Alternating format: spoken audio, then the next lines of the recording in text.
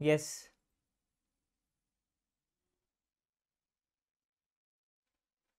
Can we start? Good afternoon, everyone. It's 2:35. 5 minutes का grace period मिला है आपको. बैच शेड्यूल थी 2:30 से शुरू होने की.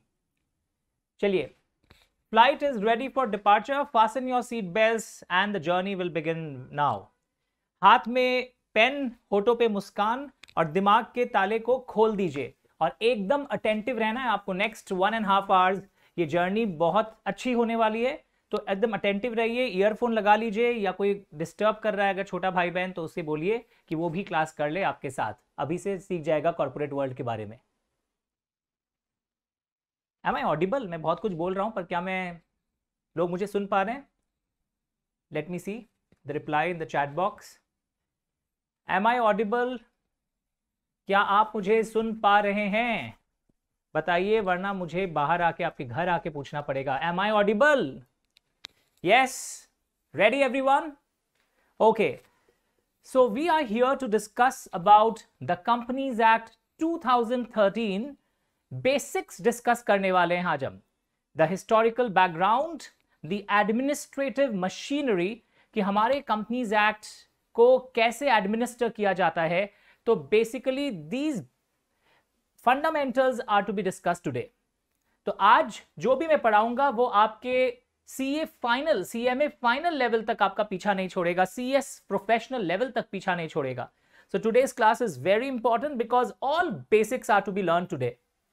First of all I want the layout. Somnath ji layout ready कर दीजिए. ओके. रनिंग नोट्स लिखते रहिएगा. और this PPT has been circulated in the various WhatsApp groups where you people are already there, as well as in the mobile app. This PPT has been added to your course, and this PPT is also in the app में, website में आप PPT section में जाएंगे तो basic class की PPT आपको मिल जाएगी. ठीक है. आप मेरे से दूर जरूर हैं, स्पेशली जो लोग मोबाइल ऐप के थ्रू लाइव क्लास कर रहे हैं या यूट्यूब के थ्रू, बट आपको एकदम वर्चुअल कनेक्शन अच्छा रखना चाहिए. जैसे एकलव्य, जो मैंने पहले भी हमेशा कहा था, बिना द्रोणाचार्य के प्रेजेंस के भी वो भी धनुर्विद्या में उतना ही निपुण था, वैसे ही आप मेरे बिना भी उतने ही निपुण हो सकते हैं. सो बी अटेंटिव. और अगर कुछ क्वेरी हो तो क्लास के बाद भी आप मुझे ऑडियो क्वेरी भेज सकते हैं. मेल करने में आलस आ जाता है, तो कई बार लगता है मेल से क्वेरीज का उतना अच्छे से एड्रेस लोग नहीं कर पाते, तो बेटर होगा हम और आप एक दूसरे के आवाज के थ्रू भी क्वेरी को एड्रेस कर सके. रेडी. सबसे पहले if you see the screen, यहां कुछ हिस्ट्री दिख रहा है, but this is not a history paper, but एक हिस्टोरिकल बैकग्राउंड जानना बहुत जरूरी है कि हमारे देश में जो कंपनीज एक्ट आज के दिन आप जो सुनते हैं, companies act, the companies act 2013, ये एक्ट आने के पहले भी हमारे देश में कंपनीज के लिए बहुत सारे दूसरे एक्ट्स भी थे, जैसा कि स्क्रीन पर देख पा रहे हैं. आपको ईयर याद नहीं करना, पहले तो ये सुकून आपको दे दूं, this is not a history paper. But 2013 के बाद भी हमारे एक्ट में अमेंडमेंट्स आते जा रहे हैं. कोई भी अमेंडमेंट क्यों आता है?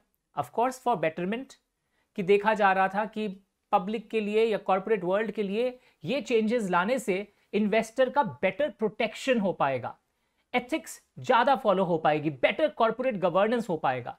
तो हर अमेंडमेंट और हर चेंज के पीछे कोई अच्छा उद्देश्य छुपा होता है. ओके.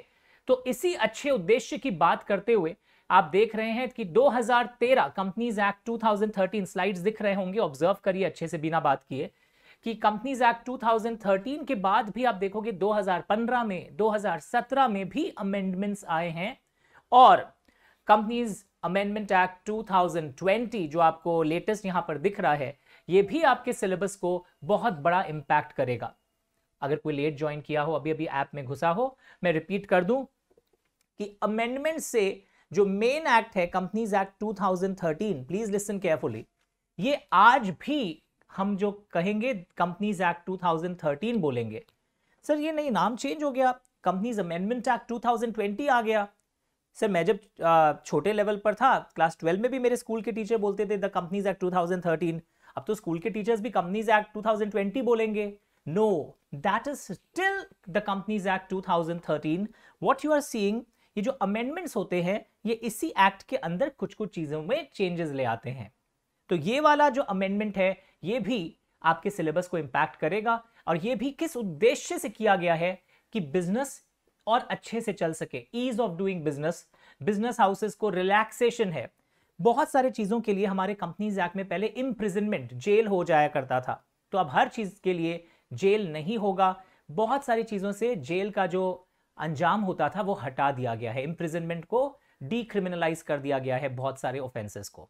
तो पहले ये आपको क्लियर होना चाहिए कि आपके सिलेबस में द कंपनीज एक्ट 2013 ही बोलोगे है, क्योंकि लोग दो चीज का मतलब नहीं समझते हैं। तो मैं उस दो अल्फाजों को अभी यूज करने वाला हूं, आप मुझे बताइएगा कि what do you understand difference between the word repeal and amendment. Please note carefully, there are two words, repeal and amendment.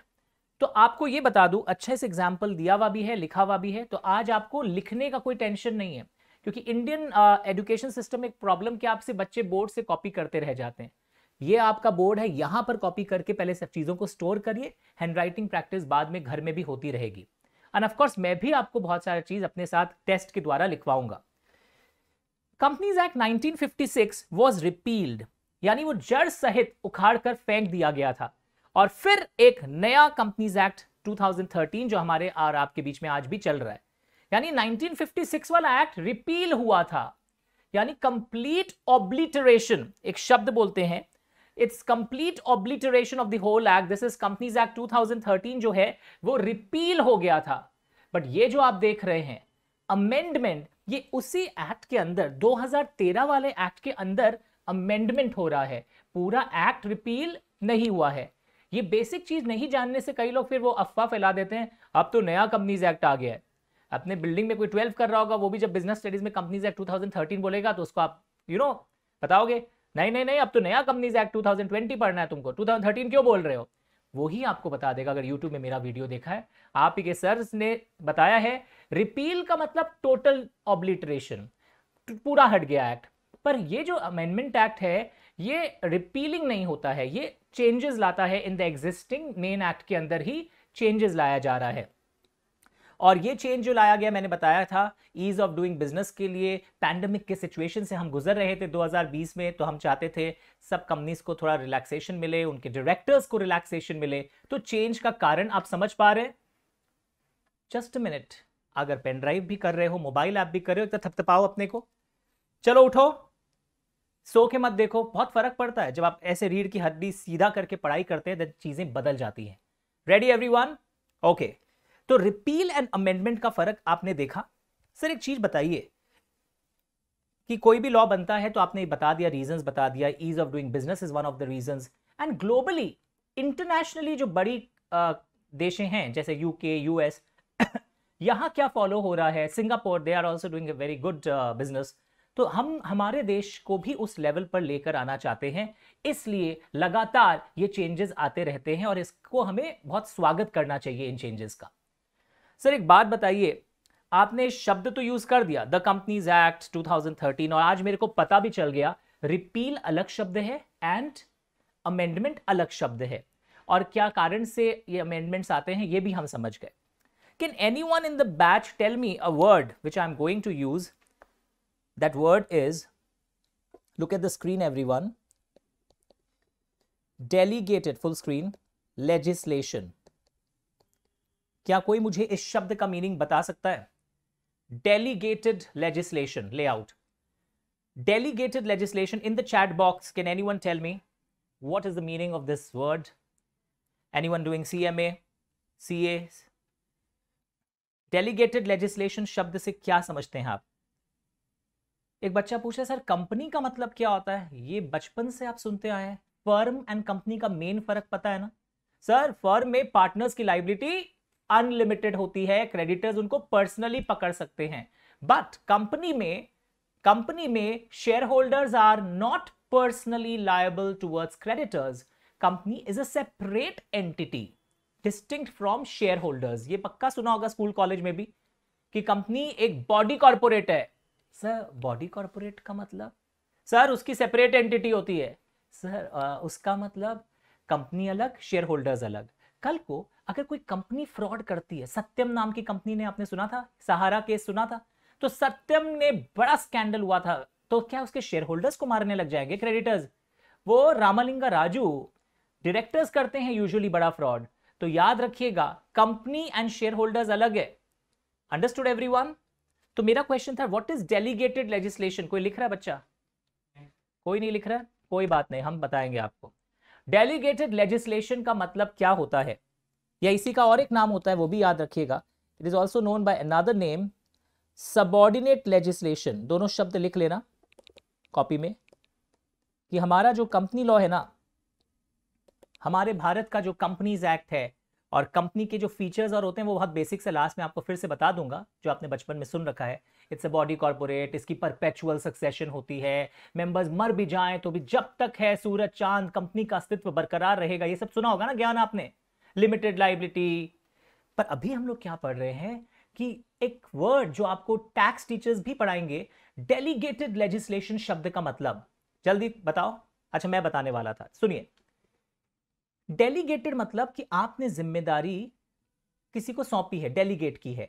Delegated legislation का मतलब होता है कि हमारा जो एक्ट है ना, हमारा जो एक्ट है वो पार्लियामेंट बनाता है। ये शायद सभी जानते हैं कि बिल्स जो हैं कैसे पेश होते हैं पार्लियामेंट में, दोनों हाउस फिर पास कर देते हैं मेजॉरिटी से, उसके बाद प्रेसिडेंट की साइन होती है, और फिर जब नोटिफाई हो जाता है ऑफिशियल गैजेट में, उस दिन से पूरे भारत को वो अप्लाई करता है। तो आपको पता है हमारा एक्ट कौन बनाता है? पार्लियामेंट। एक्ट बनाने के समय कितना तमाशा होता है, ऑपोजिशन वाले अपोज करते हैं, बहुत तमाशा होता है भारत जैसे देश में। तो एक्ट पार्लियामेंट बना दिया, चेंजेस लाना है तो भी क्या करना होगा? पार्लियामेंट के थ्रू ही आपको चेंजेस लाना पड़ता है, अमेंडमेंट्स भी आप पार्लियामेंट के थ्रू लाते हैं। तो what was seen in the 1956 companies act, मेरी बात ध्यान से सुन रहे हो, कंपनीज एक्ट 1956 में एक्ट के अंदर सारे लॉ के प्रोविजंस थे। मेरी बात ध्यान से सुनो, कोई लेट आया तो मैं बैकग्राउंड बता रहा हूं कि कंपनीज एक्ट 1956 में एक्ट के अंदर सारे के सारे प्रोविजंस एक्ट के अंदर होते थे, प्रोसीड्यूर भी एक्ट के अंदर होता था, और फिर उसको चेंज अगर करना होता था कोई प्रोसीड्यूरल चीज को, तो पार्लियामेंट के थ्रू करना पड़ता था, बहुत चैलेंजिंग होता था। यानी लॉ जल्दी जल्दी चेंज ही नहीं आ रहा था। I am teaching since last 21 years, मैं 2001 से पढ़ा रहा हूं, और जब मैं खुद स्टूडेंट था, और जब मैं 2012 तक, आप विश्वास करिए मेरी बुक्स में चेंजेस ही नहीं आता था, क्योंकि एक्ट ही चेंज नहीं होता था। पर 2013 के बाद बार बार फैशन की तरह एक्ट के प्रोविजंस भी बदल रहे हैं। So what did I see, what did all of us see, आपके जो सीनियर्स हैं या आपके जो पापा अंकल सीए सीएस सीएमए हैं, अब क्या देखा जा रहा है समाज में कि जल्दी जल्दी बदलाव आ रहा है, क्योंकि अब हम लोग डेलीगेटेड लेजिस्लेशन मॉडल फॉलो कर रहे हैं। एक्ट के अंदर सारे मेन प्रोविजंस डाल दिए गए हैं, और प्रोसीड्यूर जो होता है ना कि ये किया कैसे जाएगा, सपोज लिखा हुआ है इतने डायरेक्टर्स अपॉइंटेड है, या कंपनी इनकॉर्पोरेट होगी ऐसे, पर जो प्रोसीड्यूर ऑफ इनकॉर्पोरेशन है वो डाल दिया गया है एक्ट के अंदर। जो एक्ट है उसमें सिर्फ इनकॉर्पोरेशन की रिक्वायरमेंट को ब्रॉडली दे दिया, पर डिटेल्ड प्रोसीड्यूर जो है वो रूल्स के अंदर दे दिया गया है, और ये रूल्स बनाने का पावर हमारे पार्लियामेंट ने, ओके, पार्लियामेंट बनाता है ना कंपनीज एक्ट, तो हमारा पार्लियामेंट ने ये रूल्स बनाने का जो पावर है, ये रूल्स बनाने का पावर दे दिया है मिनिस्ट्री ऑफ कॉर्पोरेट अफेयर्स को। हमारे यहां बहुत सारे मिनिस्ट्रीज हैं, तो ministry of corporate affairs rules बनाता है, एमसीए रूल्स बनाता रहता है एक्ट को इंप्लीमेंट करवाने के लिए। यानी एक्ट में लिखी हुई जो बातें हैं उनके इंप्लीमेंटेशन के लिए रूल्स बनाने का पावर किसके पास है? मिनिस्ट्री ऑफ कॉर्पोरेट अफेयर्स के पास है। सर एक्ट पार्लियामेंट क्यों बनाता है कंपनीज एक्ट? क्योंकि ये यूनियन लिस्ट में मेंटेन्ड है। ये सिविक्स में पढ़ा होगा, देयर इज समथिंग कॉल्ड, अगर आपको याद आ रहा हो, union list, state list, concurrent list, powers है ना डिवाइडेड रहते हैं, और फिर कुछ ऐसे पावर्स होते हैं जिसपे both parliament and state can make a law, that is concurrent list, और फिर बाकी सारे पावर्स पार्लियामेंट के पास है। तो ये जो हमारा कंपनीज एक्ट है ये किसके पास है? पार्लियामेंट के पास है, ठीक है। तो अब हम लोग क्या सीख रहे थे? डेलीगेटेड लेजिस्लेशन का फायदा क्या हुआ? व्हाट वाज द फायदा? कि अब हम लोग बहुत डायनामिक लॉ से डील कर रहे हैं, चेंजेस हम लोग एनवायरनमेंट के अनुसार ला सकते हैं, और एक्ट के चेंजेस के लिए तो हमें थोड़ा पार्लियामेंट और में जाके वो सब करना पड़ता है, तमाशा, और बहुत लंबा प्रोसेस है। रूल्स तो मिनिस्ट्री ऑफ कॉर्पोरेट अफेयर्स जल्दी जल्दी चेंज कर सकता है। Is it fine everyone?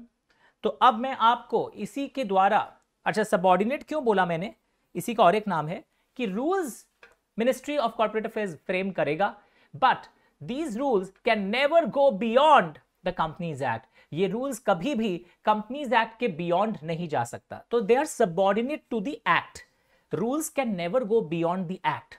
तो आज जो बात बता रहा हूं ना, जब तुम सीएमए का प्रैक्टिस करोगे, सीए का प्रैक्टिस करोगे, सीएस की तरह एडवाइस करोगे, कई बार ऐसा होता है कि रूल्स एक्ट के बियॉन्ड जाते हुए आपको लग रहा होगा, तो आपको बेसिक याद रखना होगा। जब कोई किसी से डिबेट करते हो या आप गवर्नमेंट के पास किए हुए रूल्स को ही चैलेंज करते हो, तो बेसिक याद रखना होगा, rules can never go beyond the act. Is it fine? Okay, तो डेलीगेटेड लेजिस्लेशन मॉडल का मतलब क्या है अपने आप को बता लो। अभी से अब लिखा भी होगा आज का डिस्कशन, और क्लास खत्म होते पीपीटीज को ऑब्जर्व करके खुद लिखोगे। Today we discussed the history, logic behind amendment, difference between repeal and amendment, ये याद करके लिखोगे। अभी लिखोगे तो डिक्टेशन होगा, और क्लास के बाद याद करके लिखोगे, फिर टेबल से उठोगे। पीपीटीज का हेल्प ले लेना, पर याद करके लिखना। एंड डेलीगेटेड लेजिस्लेशन मॉडल या सबऑर्डिनेट लेजिस्लेशन मॉडल का मतलब क्या होता है, ये भी क्लियर हो गया आपको? यस सर, कि rules can not go beyond the act and rules are framed by ministry of corporate affairs.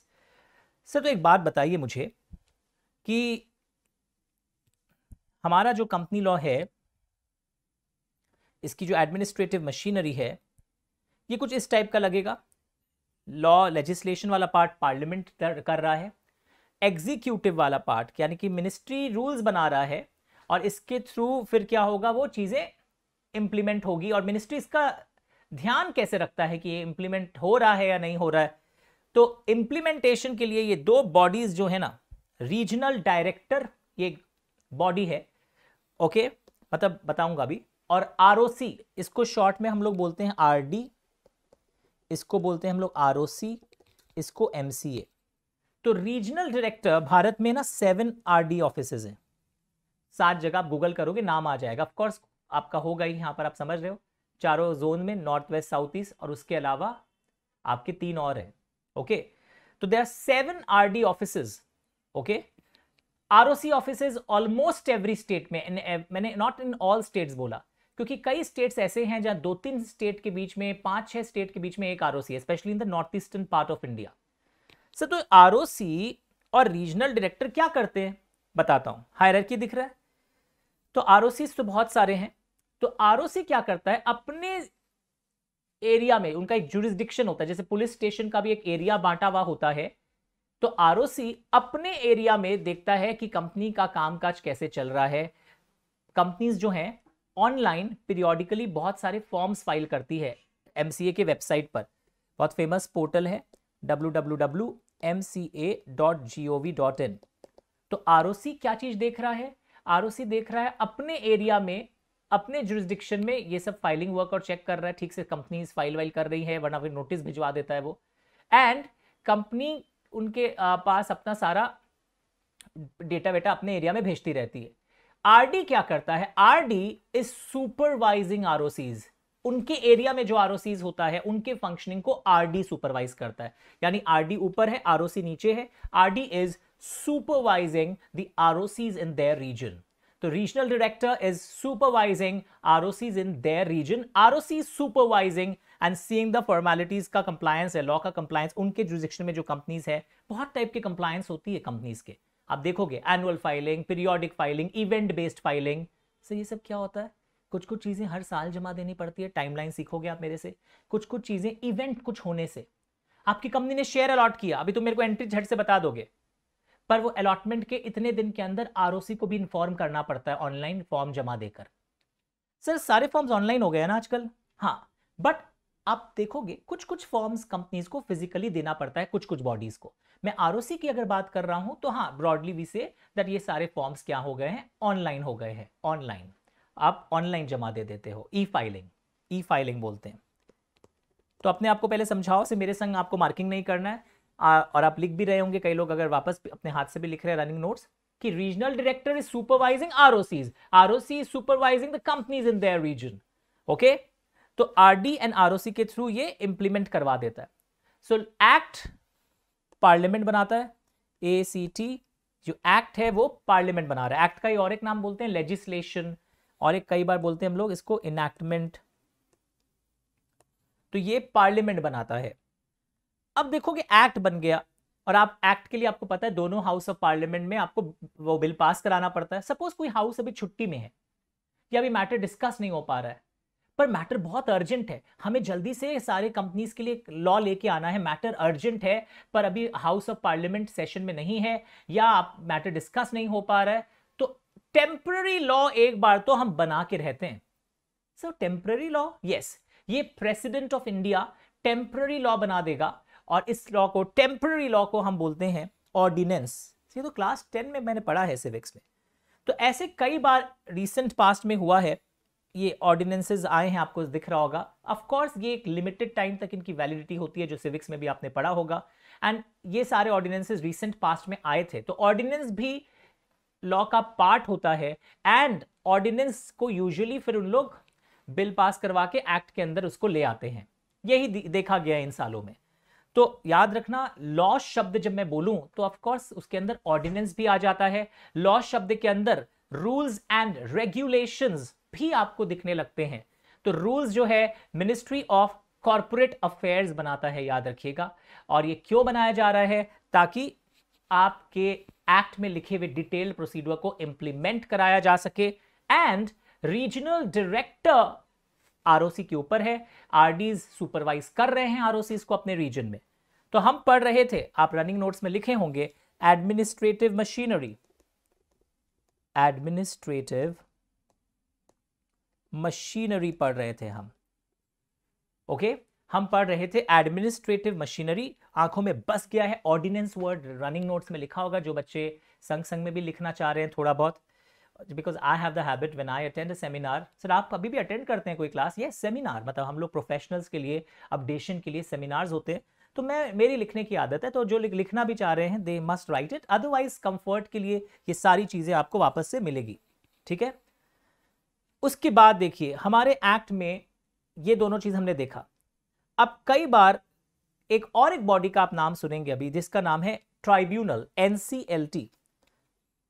Okay, एक और एक बॉडी का आप नाम सुनोगे, that is NCLT, national company law tribunal. ये ट्राइब्यूनल्स क्या होते हैं? कई एक्ट्स के अंदर हम लोग देखते हैं ये tribunals, they are not courts but they are like court, quasi बोलते हैं, क्वाजी जुडिशियल। तो इन लोग उस पर्टिकुलर एक्ट के अंदर अगर कोई केस होता है तो उसको basically they pass judgements, they hear, they decide. अगर पर्टिकुलर एक्ट के अंदर कोई केस होता है तो ये ट्राइब्यूनल्स हैंडल करते हैं। तो हमारे कंपनी लॉ में भी आप लॉ पढ़ते वक्त मेरे से बहुत सारे सेक्शन सुनोगे जहां पे आपको लिखा मिलेगा get approval of tribunal, apply to tribunal and get their approval. तो ट्राइब्यूनल, देखिए कोर्ट का मतलब आप जानते होंगे क्या होता है? सर अदालत बोलते हैं। तो ट्राइब्यूनल इज नॉट दैट अदालत। ट्राइब्यूनल जो है they decide the cases related to companies act. यहां पे जो है NCLT, और ये हमारा जो NCLT है ये आप देखोगे IBC, एक बहुत फेमस एक्ट है, insolvency and bankruptcy code and many other acts को भी NCLT हैंडल करता है। तो NCLT is handling IBC code, companies act etcetera. Okay, तो अब आप देखो यहां पर हम लोग एडमिनिस्ट्रेटिव मशीनरी पढ़ रहे थे, और ध्यान से समझ रहे हैं इस रोल को। तो जुडिशरी बोलते हैं, यहां पर NCLT डिस्प्यूट सुनता है, और NCLT से खुश नहीं है तो उसका हायर बॉडी का नाम भी यहां पर दिया हुआ है, आप देखोगे national company law appellate tribunal, NCLAT बोलते हैं, नेक्लैट। यानी NCLT से खुश नहीं होने से आप नेक्लैट के पास जा सकते हो, पक्का। एंड फिर यहाँ एक स्पेशल कोर्ट्स भी होते हैं। कुछ मैटर्स आपके लॉ में लिखा रहेगा कि अगर कोई क्रिमिनल मैटर्स है कंपनी लॉ के अंदर तो वो स्पेशल कोर्ट सुनता है। तो वो of course they are separate sections about it. पर आज अभी तक क्या हुआ है, अगर कोई लेट ज्वाइन किया है, फुल पेज टुवर्ड्स मी, तो अभी तक हमने क्या देखा, कोई अगर मेरे को बता सके? Sir our companies act is a delegated legislation model. फिर हमने समझा डेलीगेटेड लेजिस्लेशन और सबऑर्डिनेट लेजिस्लेशन का मतलब, हाँ या ना, जल्दी बताओ, पक्का। आज हमने ये भी देखा कि हमारे कंपनीज एक्ट में चेंजेस आते रहते हैं, but there is difference between repeal and amendment.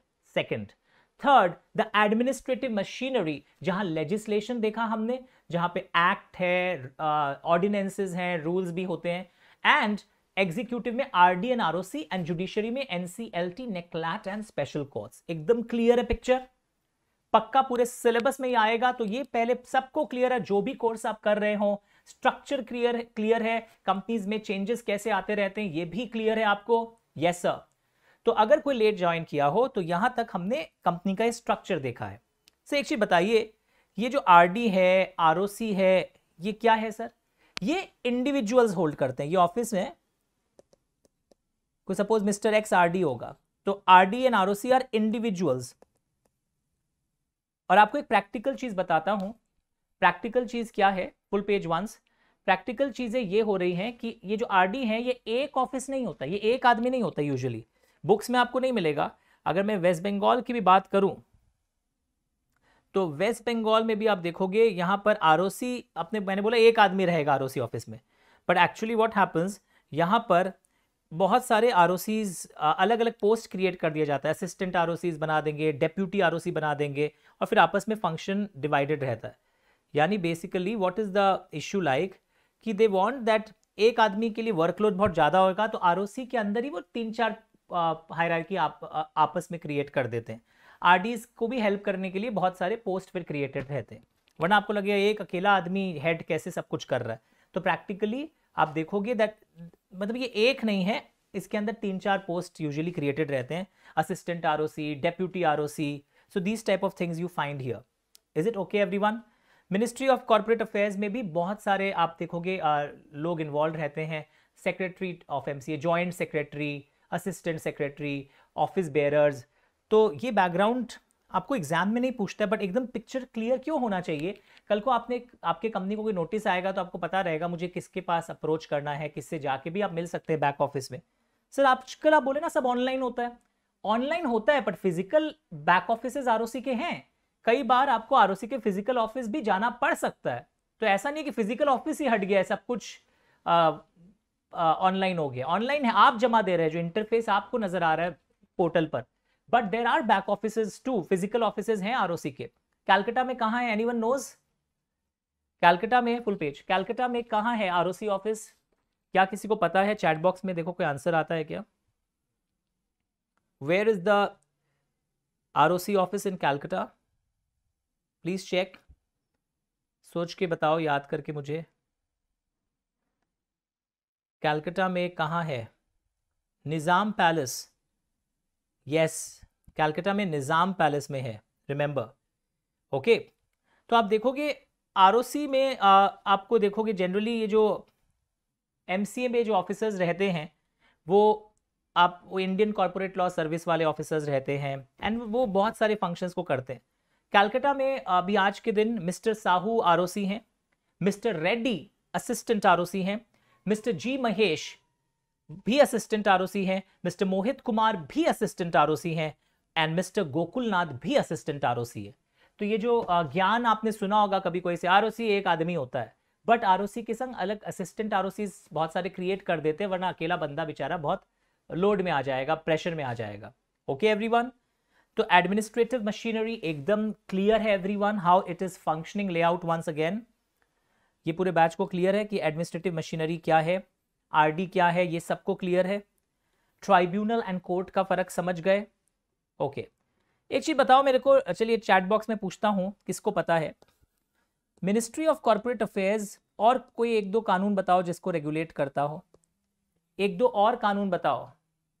Full page once, जल्दी 1-2 और कानून बताओ, जल्दी बताओ, बाहर आना पड़ेगा, लोग सो गए। उठ भैया, कौन सो रहा है? मुझे सब दिख रहा है, मैं अंतर्यामी हूं, आंख बंद करता हूं, पता लगा लेता हूं। उठो। मिनिस्ट्री ऑफ कॉर्पोरेट अफेयर्स और कौन से कानून को रेगुलेट करता है? Let me know which other laws are regulated by ministry of corporate affairs. Chat box में लिखा है क्या बच्चा कोई? Anyone has written which other laws are regulated? Which other laws are regulated by ministry? Anyone? जल्दी बताओ, which other laws are regulated by the ministry? LLP Act, very good, Harsh, very good. LLP Act, anyone else? IBC code भी, okay, IBC code भी ministry of corporate affairs regulate कर रहा है। तो ministry of corporate affairs बहुत सारे law को regulate कर रहा है, जैसा कि आप स्क्रीन पर देखेंगे। LLPs, को रेगुलेट ऑफ कोर्स करता है, कंपनीज को करता है, आरओसी भी एलएलपीज को रेगुलेट करती है, अपने एरिया के एलएलपीज को, limited liability partnership. Very good.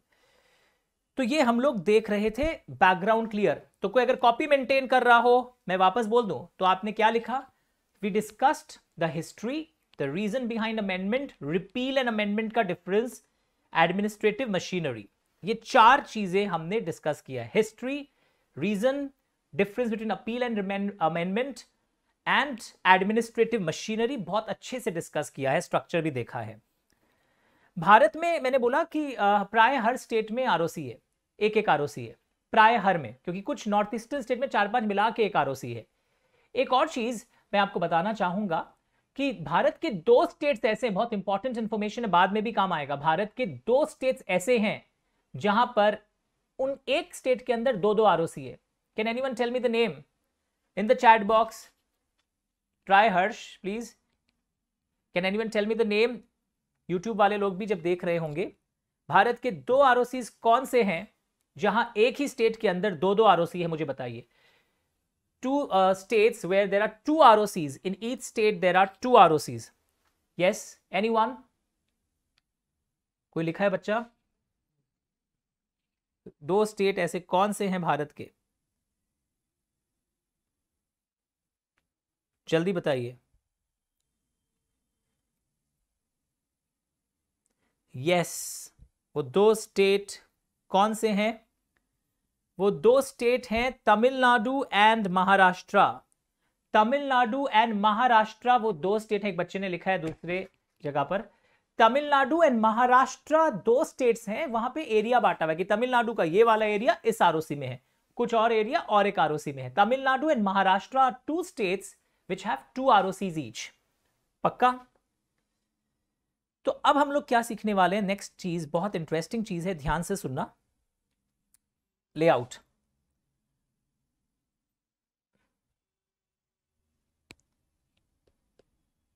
ये चेंज कर लेना सोमनाथ, अभी भी पेंडिंग है।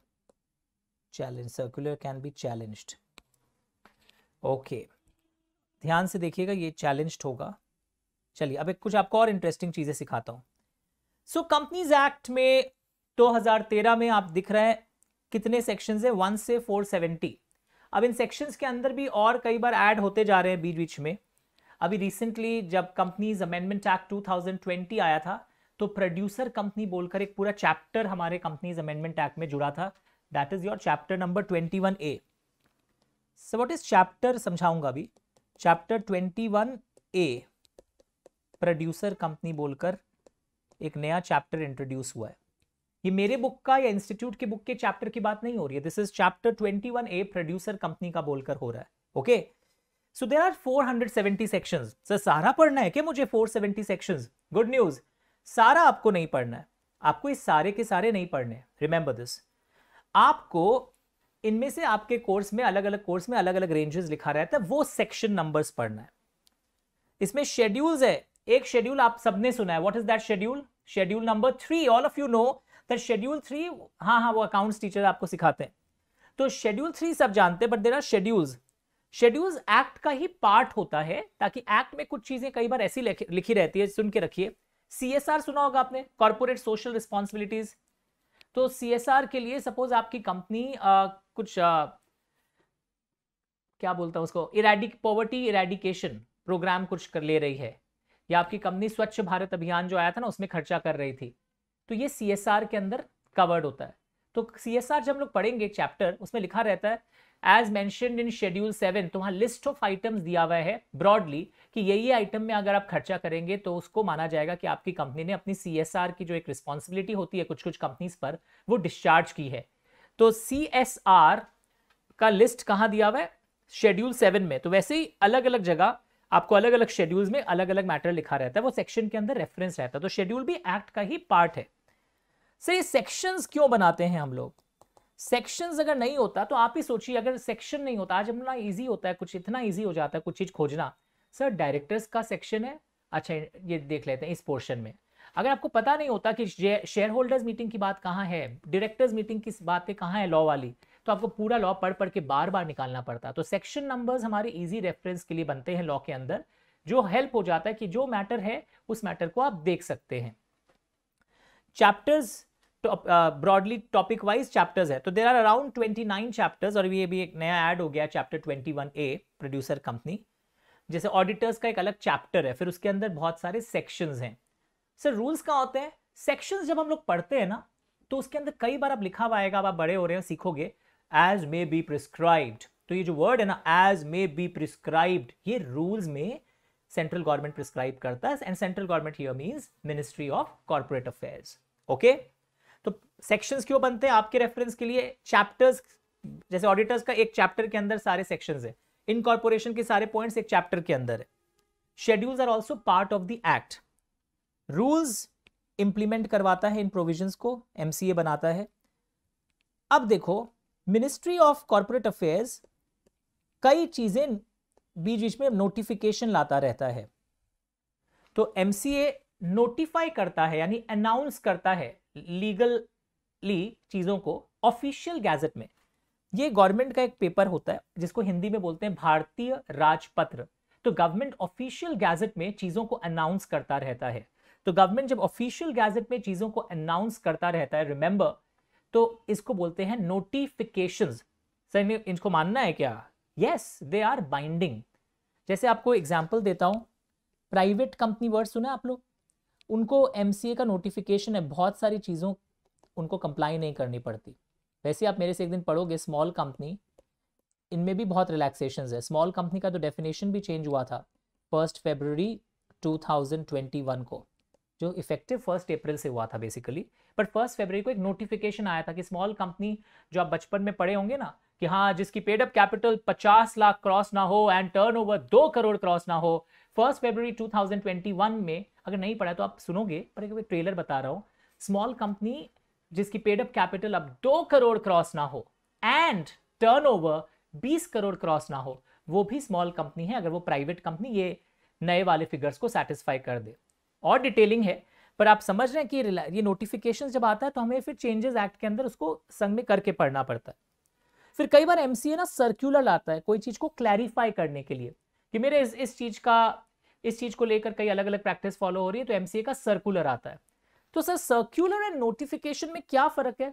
सर्कुलर कोई चीज को क्लैरिफाई करने के लिए आता है, एंड आए हुए सर्कुलर्स को कई बार फिर चैलेंज कर देते हैं प्रोफेशनल बॉडीज। और जैसे पैंडेमिक सुना आपने, कोविड के समय बहुत सारे एमसीए के सर्कुलर्स आए थे, तो एक सर्कुलर को चैलेंज कर दिया गया था और फिर फाइनली एक डिसीजन आया।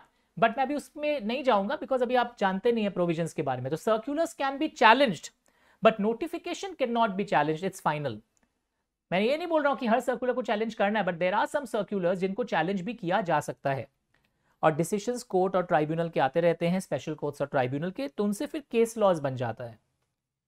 तो अब नया चीज हम लोग आज क्या सीखे, जो लोग कॉपी भी मेंटेन कर रहे हैं, सर्कुलर एंड नोटिफिकेशन का difference. Okay, and MCA note orders भी पास करता है कोई चीजों को लेकर, अगर एक्ट में प्रॉब्लम हो रही थी तो उन डिफिकल्टीज को रिमूव करने के लिए ऑर्डर्स भी पीरियोडिकली आते रहते हैं। बट ब्रॉडली एक्ट में 470 सेक्शन है ब्रॉडली। अब उसके अंदर भी बहुत सारे पार्ट्स होते हैं। सेक्शन चीज अलग है, अभी पढ़ोगे और आप देखोगे सेक्शन, सपोज यहां मैं लिखता हूं कोई सेक्शन नंबर, कोई भी सेक्शन नंबर, सेक्शन 3 ब्रैकेट 1 बोलते हो ना तुम, इसको बोलते हैं हम लोग सब सेक्शन। सेक्शन 3 ब्रैकेट 2, इसको क्या बोलेंगे हम लोग? Sub section 2। और एक हम लोग बोलते हैं, देखोगे आप, बहुत फेमस चीज है, सेक्शन 3A, सेक्शन 10A। ये सेक्शन 3 और ये 3A अलग है, याद रखना, they are different, they are not same sections. 3 subsection 2 and 10A different है। पहले 3 subsection 1 and 3A are different, पर 3 सबसेक्शन 1 एंड 3 सबसेक्शन 2 रिलेटेड हैं आपस में।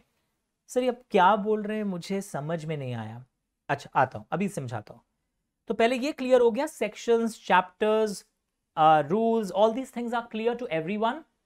अब आप देखोगे कि सब सेक्शन क्या होता है।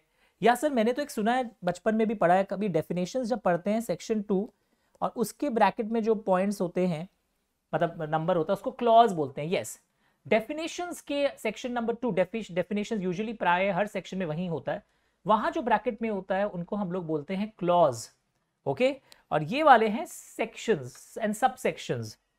सर तो टेल मी, सबसेक्शन और क्लॉज के बीच में क्या डिफरेंस है अगर कोई पूछे आपको, तो सबसेक्शन में क्या होता है कि वो सारे मैटर्स आपस में सेम टॉपिक से रिलेटेड हैं, ओके।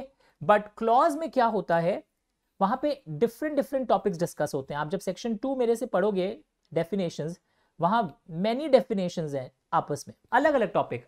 आप एमडी भी पढ़ोगे, मैनेजर भी पढ़ोगे, स्मॉल कंपनी, होल्डिंग कंपनी, यानी कि सेक्शन 2 के अंदर जो क्लॉजेस हैं वो आपस में रिलेटेड नहीं है, they are independent and different. But section 3 में जो क्लॉजेस आ रहे हैं वो उसी से रिलेटेड, अगर ओपीसी की बात है सेक्शन 3 में तो उसी से रिलेटेड बातों को आप पढ़ते हैं सेक्शन 3 में। तो सब सेक्शन एंड क्लॉज आज क्लियर हो रहा है, चीज बहुत इंटरेस्टिंग था। एंड ये 3A अलग चीज है। तो आज हमने ये भी पढ़ा, apart from the administrative machinery repeal and amendment के बाद हमारे कंपनीज एक्ट में बहुत सारे चैप्टर्स हैं, कितने सेक्शंस हैं। अमेंडमेंट एक्ट आने के बाद ये चैप्टर 21A बोल के ऐड हुआ है प्रोड्यूसर कंपनी में। हमारे पास शेड्यूल्स हैं और सर्कुलर्स, नोटिफिकेशंस एंड ऑर्डर्स, ये सब के बीच में डिफरेंसेस क्या होता है ये भी देखा है हमने। एंड एक और इंपॉर्टेंट चीज मैंने बोला था, आजकल ई फाइलिंग होता है, ये पूरे सिलेबस में बार बार काम आएगा। ध्यान से फुल पेज करो एक बार। जिनके पास पीपीटी नहीं है वो इस पेज का इमेज जरूर उतारना। सर मोबाइल से कैसे? एक्सटर्नली भाई बहन कोई दूसरे रूम में होंगे, आवाज दीजिए। तो ई फाइलिंग में आप देखोगे फॉर्म नंबर्स आएंगे बहुत सारे, कुछ कुछ बहुत फेमस होंगे, याद करना होगा। They are alpha numeric. जैसे कि एग्जांपल देता हूं, एक फॉर्म आप पढ़ोगे स्पाइस प्लस, जब कंपनी इनकॉर्पोरेट होती है, संघ में और भी फॉर्म जाता है। एक दिन आप फॉर्म पढ़ोगे अचानक INC 32, एक दिन आप फॉर्म पढ़ोगे ADT 1, एक दिन आप फॉर्म पढ़ोगे MGT 14। अब फोटो उतारो। तो दीज आर अल्फा न्यूमेरिक, यानी कि यहां पर आप देखोगे चैप्टर जो है ना इनकॉर्पोरेशन, उससे रिलेटेड मैटर है, दैट इज अल्फाबेट, और फिर उसको छोटा कर दिया गया 32। ADT 1 ऑडिटर्स से रिलेटेड चैप्टर है, मैनेजमेंट से रिलेटेड कुछ चैप्टर है, MGT 14। तो अल्फा न्यूमेरिक फॉर्म्स होते हैं, ये सारी ई फाइलिंग है। एक्चुअली NCLT के पास फिजिकल फॉर्म्स फाइल होते हैं। NCLT के पास विथ NCLT लिख के रखो please, physical forms are still filed in companies act with NCLT। ये बताना इसलिए भी जरूरी है, कई लोग आधा बात जानते हैं कि सारे फॉर्म्स ई फाइलिंग है। तो रिमेंबर, फोटो उतार लिया आपने, अगर कोई के पास नहीं एक्सटर्नली दूसरे मोबाइल से, that physical forms are filed with NCLT। Remember, physical forms for some matters आज भी NCLT के पास फिजिकल फॉर्म्स आज भी जमा होते हैं।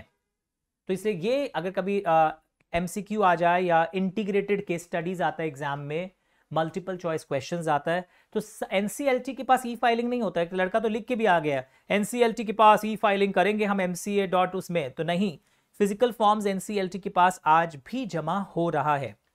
ओके एवरीवन, तो आप जिस लेवल पर हैं आपको ये notification, circulars, all these things must be known to you everyone, ताकि आप सिलेबस को अच्छे से समझ सकें। सर मुझे नंबर्स भी याद करना है कि ऑर्डर नंबर ये नहीं नहीं नहीं, not at all. Sir case laws हम लोग देखते थे बचपन में फर्स्ट लेवल पर, और अभी भी कि कई बार ऐसे ऐसे केस लॉज आते हैं, लेआउट वंस से। एक बात बताइए, जो बड़े बड़े केस लॉज हैं ये क्या होता है? ये तो सबको पता होता है, ये प्लेंटिफ होता है, फर्स्ट पार्टी जो केस फाइल करता है, सेकंड वाला डिफेंडेंट। इस टाइप का केस लॉ दिख रहा है आपको? सर एक बात बताइए, ये सब क्या लिखा है? AIR, what do you mean by AIR? Anyone in the class? AIR शब्द का मतलब क्या? अब तुम लोग बोलोगे हाँ सर मैं रैंक होल्डर हूँ, AIR all India rank holder. No no no, ये क्या होता है? ये गवर्नमेंट के कुछ रिपोर्ट्स होते हैं, बुलेटिन्स होते हैं, जिसमें पीरियोडिकली केस लॉज छपते रहते हैं। तो ये कई बुलेटिन है, तो कई केस लॉज में आपको AIR ऐसे लिखा हुआ मिलेगा। तो यानी किस बुलेटिन में ये केस छपा है? ये प्राइवेट पब्लिशिंग हाउसेस हैं बेसिकली, इन लोग इस टाइप को ये सब लिखा हुआ है बैकग्राउंड। ये रीडिंग कैटेगरी का है, घर में जरूर पढ़ना नॉलेज के लिए। तो यहाँ पर आपको पता चलता है कि किस केस लॉ में केस छपा है, किस साल का केस है, कौन से कोर्ट का केस है। और फिर देखो ऐसे लिखा रहता है 2009 सपोज, फिर 9 यानी कि 9th volume, supreme court cases के 9th वॉल्यूम में छपा था, पेज नंबर 193 में छपा था। समझ में आ रहा है मैं केस लॉ को कैसे पढ़ोगे? ये एग्जाम में नहीं पूछेगा, पर ये आपको मैं प्रैक्टिकली बताना चाह रहा था। 9th वॉल्यूम में छपा था, पेज नंबर 193 में छपा था। This is the way how case laws are designed, पक्का, एंड आर प्रिंटेड बेसिकली। तो आज ये चीज क्लियर हो गया, मैं बार बार उस पेज पर आ रहा हूं। आज हमको सब सेक्शन, क्लॉज, ये सब के बारे में पता चल गया है। ई फाइलिंग एंड फिजिकल फॉर्म में क्या डिफरेंस होता है ये भी पता चल गया है। आज भी एनसीएलटी के पास कुछ कुछ फॉर्म्स फिजिकली फाइल हो रहे हैं, ये नहीं है कि सारा फॉर्म्स ही कंपनी लॉ के अंदर ई फाइलिंग हो गया। This is not the case. Is it fine everyone? पक्का? ओके सर, सारे सेक्शन नंबर्स याद करने हैं क्या? चलिए, ये तो एक बहुत इंपॉर्टेंट क्वेश्चन आ जाता है यहां पे लिख के, do we need to learn section number? Do we learn section numbers? कोई बच्चे पूछते हैं। कुछ इंपॉर्टेंट वाले होंगे तो वो आपको याद करने पड़ेंगे, सारे के सारे याद नहीं करने हैं। थैंक गॉड सर, अच्छा लग रहा है। ओके, फिर भी याद हो जाता है। कैसे? जैसे प्यार हो जाता है, एक डायलॉग सुना होगा आपने, प्यार किया नहीं जाता प्यार हो जाता है। वैसे ही सेक्शन नंबर्स याद नहीं किया जाता है, वो पढ़ते पढ़ते रिवीजन के दौरान याद हो जाता है। Sir word to word law में आपको वर्ड टू वर्ड लिखने की कोशिश करनी चाहिए, बिकॉज जैसे मैं फ्रीडम दे दूंगा ना अपने लैंग्वेज में लिखना, आप क्या करोगे मैं ऑलरेडी जानता हूं, कई लोग जो मेरे से पहले से भी पढ़ रहे हैं। सो आई एम वेरी स्ट्रिक्ट। आप लॉ को कोशिश करिए उन्हीं टेक्निकल लीगल वर्ड्स को यूज करने की, अपनी लॉ मत बनाइएगा, पहले ही बोल दे रहा हूं। Is it fine? तो do we learn section numbers? क्या हमें वर्ड टू वर्ड याद करना है? All these things are very very important. याद रहेगा आपको ये चीज। रिपोर्ट्स भी हो गए सर। अब हम लोग क्या देखना चाहेंगे? अब हम देखना चाहेंगे फाइनली हमारे कंपनी लॉ का section number 1, section number 1 of our company law, which is a very important section. और देखिए इसमें एक शॉर्ट टाइटल है, the companies act 2013। This is the short title. Title हर एक्ट का एक इंटरनल हेल्प होता है, आपको उस एक्ट के अंदर क्या है पता चलने लगता है। और ये एक्ट क्यों आया था मैंने बताया था, पहले भी बहुत सारे लॉज आए हुए थे, उनको कंसोलिडेट किया, अमेंड किया है। ये हमारे कंपनीज एक्ट का लॉन्ग टाइटल है कि पुराने एक्ट को कंसोलिडेट और अमेंड करते हुए, सब रिपील करते हुए अब एक नया एक्ट हमारे और आपके बीच में है। ओके, तो एक लॉजिक की बात बताइए, कंपनीज एक्ट किसको अप्लाई करेगा? सर कंपनीज को। और अब हम आपके संग बोलेंगे कंपनी क्या होता है। सर कंपनी वो है जो इंडियन कंपनीज एक्ट के अंदर रजिस्टर्ड है, हमारे भारत में जिसका रजिस्ट्रेशन हुआ हो उसे हम बोलेंगे कंपनी। ओके, और कंपनी का जब रजिस्ट्रेशन होता है, रिमेंबर रजिस्ट्रेशन यानी फॉर्मेशन या इनकॉर्पोरेशन जब होता है तो एक सर्टिफिकेट मिलेगा जिसको बोलेंगे सर्टिफिकेट ऑफ इनकॉर्पोरेशन। और ये सर्टिफिकेट आजकल कौन देता है? This is very interesting. आप बोलोगे आरओसी देता है सर सर्टिफिकेट ऑफ इनकॉर्पोरेशन, आज भी स्कूलों में यही पढ़ाया जाता है। बट अब ये सर्टिफिकेशन लिख लेना, सेंट्रल रजिस्ट्रेशन सेंटर नाम का बॉडी देता है, सब सेंट्रलाइज्ड हो गया। यानी आपके जुरिस्डिक्शनल आरओसी आपको सर्टिफिकेट ऑफ इनकॉर्पोरेशन नहीं देगा। The certificate of incorporation is given by, the certificate of incorporation is given by, लिख रहे हो आप, CRC। याद रखना MCQ में। सर मेरे पास मेरी भैया की बुक में उसमें आप ही ने ROC पढ़ाया था। ओके, जो अगर मेरे से आपके कोई भाई बहन 10 साल पहले, 5 साल पहले, 2 साल पहले भी पढ़े होंगे, 3 साल पहले भी हम लोग ये पढ़ाते थे, पर अभी लास्ट 2-3 साल से क्या आ गया है? CRC, central registration centre. ये गुड़गांव में इसकी ऑफिस है और ये सेंट्रलाइज्ड है। तो आरओसी अब सर्टिफिकेट ऑफ इनकॉर्पोरेशन इशू नहीं करता है। सर्टिफिकेट ऑफ इनकॉर्पोरेशन कौन दे रहा है? सीआरसी दे रहा है। एमसीक्यू में भी याद रखिएगा इस चीज को। ओके, बेसिक है। तो सेक्शन 1 जानना जरूरी होता है, चाहे आप कहीं भी पहुंच जाए। ये उन सारे कंपनीज को अप्लाई करेगा जो भारत में कभी भी इनकॉर्पोरेट हुए हों। Insurance company, banking company, electricity company, companies under any special act like telecom company, सबको अप्लाई करेगा ये। फुल पेज फोटो ले सकते हैं अगर कोई लेना चाहे, जिनके पास पीपीटी नहीं हो तो ये सबको अप्लाई करेगा। Body corporates formed and notified by central government in official gazette, और भी कोई body corporates like food corporation of India and national highway authority of India, इस टाइप के 2 बॉडीज को तो हमारे सेंट्रल गवर्नमेंट नोटिफाई किया है, ये एक्ट उनको भी अप्लाई करेगा। Is it fine everyone? Now will it apply, will the act apply to foreign companies? Will the act apply to, चलिए चैट बॉक्स में आ जाइए, सब आंसर्स दीजिएगा मुझे। फॉरेन कंपनीज को अप्लाई करेगा? ये जो फॉरेन कंपनीज होती हैं, कुछ फॉरेन कंपनीज के नाम बताओ। सबसे पहले मेरे मुंह पे आता है वॉलमार्ट। क्या एक्ट वॉलमार्ट को अप्लाई करेगा हमारा Indian companies act? Foreign company मतलब जानते हो ना, जो इंडिया के बाहर बनी हो लेआउट, बट इंडिया में उसका कोई प्लेस ऑफ बिजनेस हो, फिजिकल ऑफिस हो, या वो इलेक्ट्रॉनिकली भी, ऑनलाइन भी कोई काम अगर इंडिया में करता हो तो वो फॉरेन कंपनी है। यानी सिर्फ इनकॉर्पोरेटेड आउटसाइड इंडिया नहीं देखना है, जो इंडिया के बाहर बना हो एंड इंडिया में किसी भी तरीके से बिजनेस करता हो, फिजिकली या ऑनलाइन, उसके पास ऑफिसेज हो। तो क्या एक्ट अप्लाई करेगा फॉरेन कंपनीज को? फुल पेज बैठूंगा मैं, हाँ ऐसे रखो, ऐसे रखो। क्या एक्ट फॉरेन कंपनीज को अप्लाई करेगा? लेट मी नो, क्या एक्ट फॉरेन कंपनीज को अप्लाई करेगा या नहीं करेगा? चैट बॉक्स, कितने लोग के क्या जवाब आते हैं? लेट अस सी।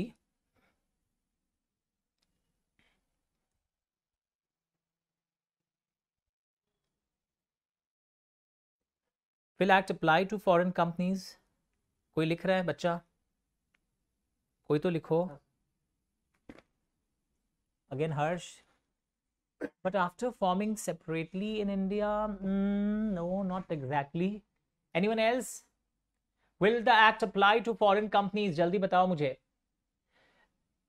एक्ट फॉरेन कंपनीज को कई बच्चे तो बोल देते अप्लाई नहीं करेगा, because foreign company is not a company. ये बात याद रखना, फॉरेन कंपनी कंपनी नहीं है।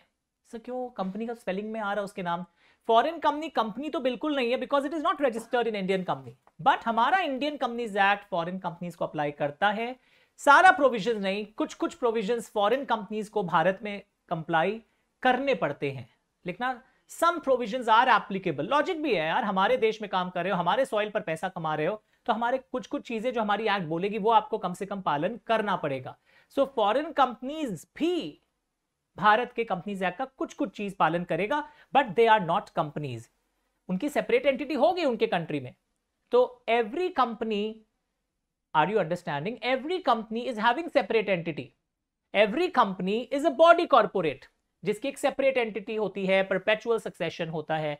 Okay, every company is a body corporate, remember this, but every body corporate is not a company. Best example, foreign company का body corporate तो है खुद के कंट्री में, वो सेपरेट एंटिटी है फॉरेन कंपनी की, बट वो कंपनी नहीं मानी जाएगी। बट कंपनीज एक्ट के अंदर कुछ कुछ प्रोविजंस फॉरेन कंपनी को भी कंप्लाई करना पड़ेगा। Is it fine everyone? Very good. Okay, तो ये लाइन आपने लिख ही लिया होगा, क्वेश्चन लिख लिया था। Will the act apply to foreign companies? Answer एकदम क्लियर है कि यस, फॉरेन कंपनीज को भी किस तरह ये एक्ट अप्लाई करता है। तो हमने देखा पूरा बैकग्राउंड, कौन एडमिनिस्ट्रेटिव मशीनरी है, ये नए नए अल्फाज हमने देखे हैं जो पहले शायद नहीं जानते थे। Section, clause, order, circular, notification. Sir बहुत सारे केस लॉज हैं क्या सिलेबस में? तो टेंशन में मत आओ, ज्यादा नाम याद नहीं करना पड़ता एग्जामिनेशन के लिए। तो कई लोग ना आज ही टेंशन में आ जाएंगे। मेरा काम है आपको खुशी देना कि आप बहुत इजीली मैनेज कर पाएंगे। जैसा मैं बोल रहा हूं वैसे करिए। फ्रेंड का सुनोगे तो अलग ढंग से होगा। मैं सब्जेक्ट को इजी बना के पढ़ाना चाहता हूं। मैं ये चाहता हूं कि अगर आप मेरे से पढ़ रहे हैं और अच्छा ला पाएंगे, मेरे से नहीं पढ़ते तो भी अच्छा लाते, पर मेरे से पढ़ रहे हो तो और अच्छा ला पाओगे और चीज बहुत ईजी लगेगी। इसमें कोई दुख तो नहीं हो रहा मेरे को इतना जल्दी कैसे समझ में आ रहा है इनके यहाँ। तो ये पॉजिटिव चीज है, इसको लेके भी कई लोग नेगेटिव आए थे, इतना जल्दी मुझे कैसे समझ में आ रहा है। That's a good thing. तो ये पूरे सारे चार्ट्स, ये 14 नंबर स्लाइड तक हो गया था।